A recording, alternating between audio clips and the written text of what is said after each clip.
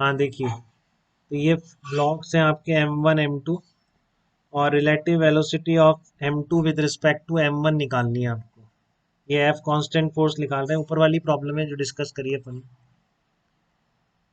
तो आप क्या करेंगे, M2 का M1 के रिस्पेक्ट में ही देखेंगे, जब रिलेटिव निकालना ही है फिर तो बात ही खत्म हो गई। ये इस पर रियल फोर्सेस हो जाएंगे kx, जो अभी अपन ने किया kx इस पर कितना हो जाएगा, M1 पे भी kx आ जाएगा।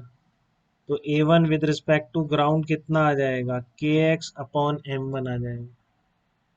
इसका कितना आ जाएगा, F माइनस kx, या सुडो फोर्स लगा के देख लें, कैसे भी देख लें, या फिर A1 माइनस A2 से देख लें। ठीक है, सुडो फोर्स लगा के देख लेते हैं चलो।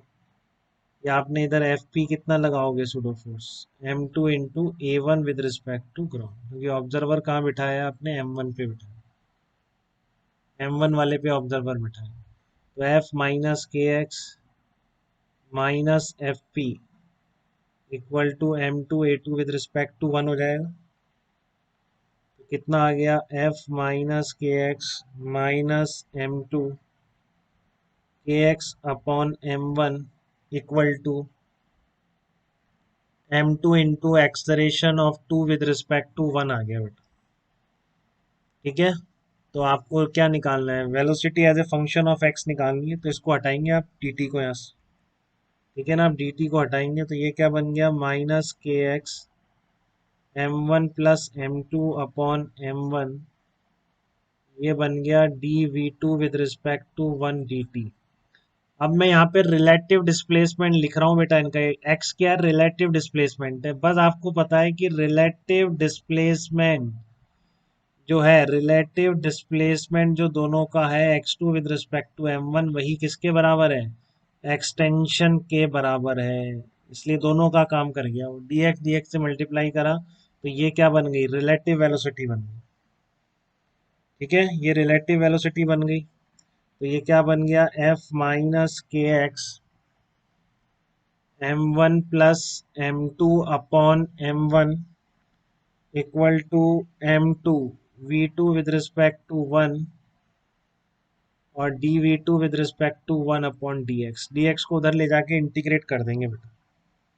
ठीक है, इधर ले जाके इंटीग्रेट करेंगे पूरा, तो इस तरह का बन जाएगा आपको, v2 with respect to 1 dv2 with respect to 1 equal to f dx 0 से लेकर x तक, और माइनस इंटीग्रेशन के m1 plus m2 upon m1 x dx 0 से लेकर x तक। ठीक है, तो इस इंटीग्रेशन से क्या निकल के आ गया, इनिशियल रिलेटिव वेलोसिटी 0 थी, x पर आपने निकाल दी, तो ये निकल के आ गया M2 V2 with respect to 1 equal to f x minus के M1 plus M2 upon M1 into x square upon 2। ये relative velocity as a function of x है। अगर दोनों की relative velocity as a function of x पूछे, ये आ जाए। अब यहाँ से भी आप मैक्सिमम एक्सटेंशन निकाल सकते हैं कि नहीं, यहाँ से भी आप लिंक कर सकते हैं मैक्सिमम एक्सटेंशन से, बताइए। यहाँ से भी तो कर सकते हैं मैक्सिमम एक्सटेंशन से लिंक, क्योंकि आपको पता है एट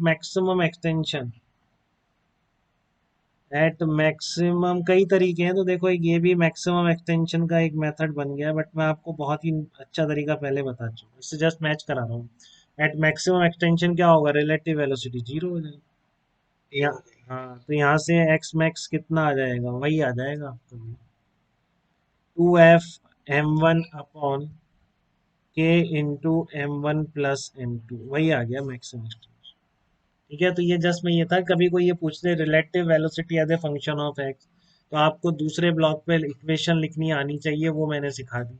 मैक्सिमम एक्सटेंशन का शॉर्टेस्ट और डायरेक्ट मेथड मैंने आपको बताया कि आप क्या करेंगे, ग्राउंड के रिस्पेक्ट में एक्सलरेशन इक्वेट करके एक्स इक्विलिब्रियम निकाल देंगे और उसका ट्वाइस कर देंगे। ठीक है ना, सबसे अच्छा मेथड तो वही है बेटा, सबसे अच्छा मेथड तो वही है जो मैंने आपको उस वक्त बताया। ठीक है ना, उससे बढ़िया तरीका है। तो ये तो जस्ट था कि आपको और थोड़ी सी फीलिंग आ जाए कि रिलेटिव वेलोसिटी कैसे वेरी कर रही है। तो इसमें आप M1 पे बैठ के चीज़ें काफ़ी दिख जाती हैं इस तरह। ठीक है, तो यहाँ तक किसी को दिक्कत हो तो आप मुझे बताइए।